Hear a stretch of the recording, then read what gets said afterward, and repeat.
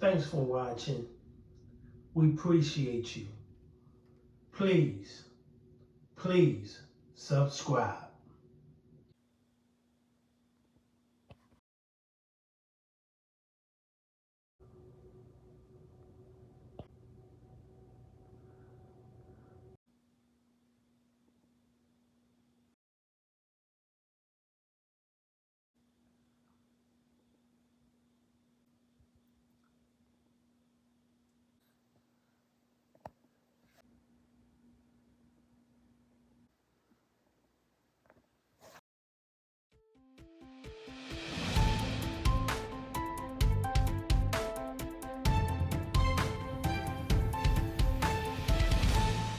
Thank you for joining us here on The Factor Uncensored tonight. We begin with all of the violence that unfolded in Houston this holiday weekend. And while we were on a break here on The Factor, it was just heartbreaking to see it. Multiple deadly shootings happening hours within each other. And according to investigators, the cases all involved domestic violence. One of those cases made national headlines. An ex-husband interrupted a Thanksgiving party, a family gathering, shooting and killing his ex-wife and another man. 38-year-old Yanesti Montiel Granado has been arrested for the crime.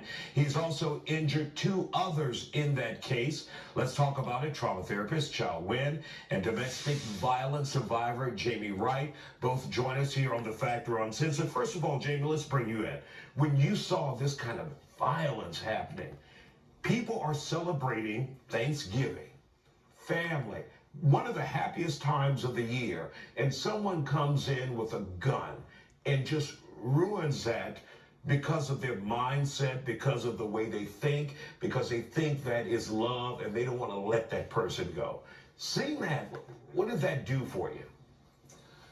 Solidifies the fact that we have to keep having the hard conversations like we're having tonight, that violence, like hurt people, and that there's got to be a way to do it breaking loose from a violent situation, a violent relationship, a different way. We've got to keep saying that over and over and letting people know that there is resources available. Not only the person that's experiencing the harm, but also resources available for the person that's causing the harm. So just solidifies that I have to keep going.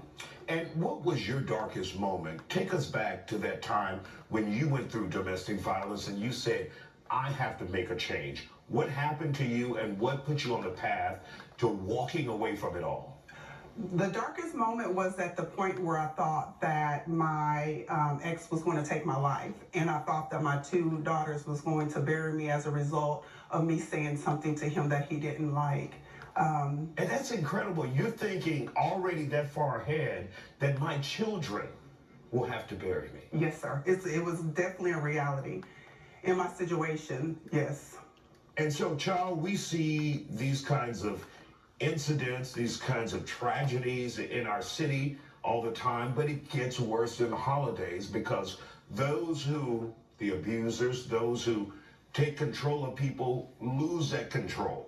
And they're in a dark place. Very dark. At the foundation of domestic violence turned deadly is the total loss of power and control. In these cases, what we think we know is that the perpetrator stormed into the house and killed somebody that he knew very well. Apparently, they shared a child together. There was another child in the house. A 15-year-old was shot. A man was shot. That entire family dinner get-together was terrorized because of that night. And did you know last year there were 204 domestic violence homicides in the state of Texas, 75% of which happened inside the victim's home. So that statistic holds very true in this case of domestic violence Thanksgiving homicide. How horrible is it that during the holidays, Thanksgiving, Christmas, New Year's, what have you, that there are stress factors, just like there are during COVID, right? That the stress factors of inflation, of finances, of a perpetrator staying home with his victim and a victim staying home because the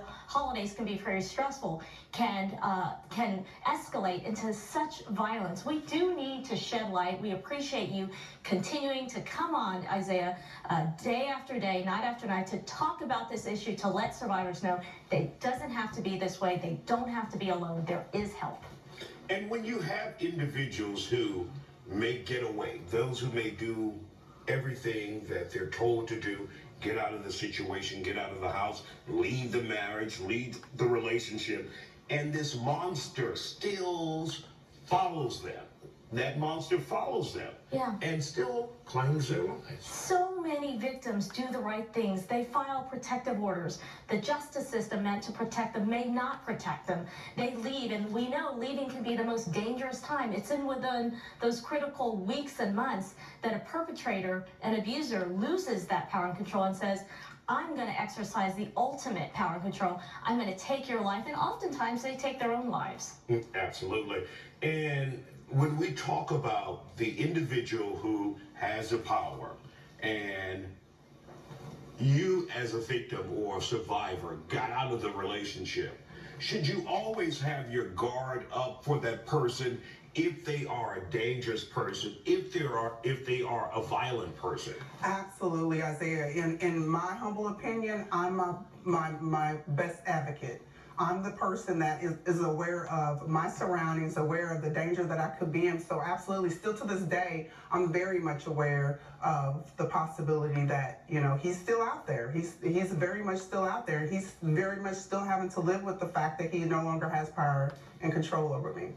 Survivors got to plan for their safety. We stress something called safety planning. Where are the keys? What's your exit plan? What's your code word? Who are your friends that you can talk to? We hate that the onus has to be on the victim to protect him or herself, but oftentimes it's necessary and it's imperative. And it's in your best interest. Can save your life. Yeah, absolutely. And for those who may take the route of getting a restraining order, many people find that that's extra work. We're putting this person in the court system. I don't know if I want to do that. But would that be a good idea to have that constant restraining order on that person who could do you harm?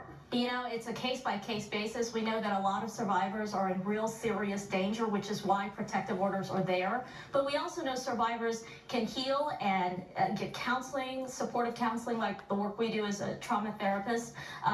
It really is a case-by-case basis and the severity of your safety, and that can be done by a safety assessment, by community-based organizations, by counselors. And for those who would want more information on your organization, where can they go, Chow?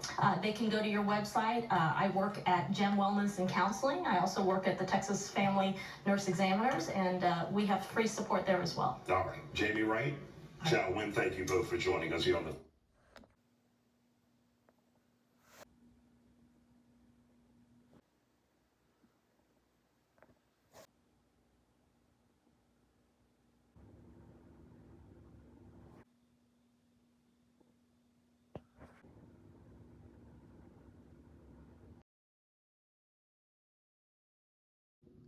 Thanks for watching.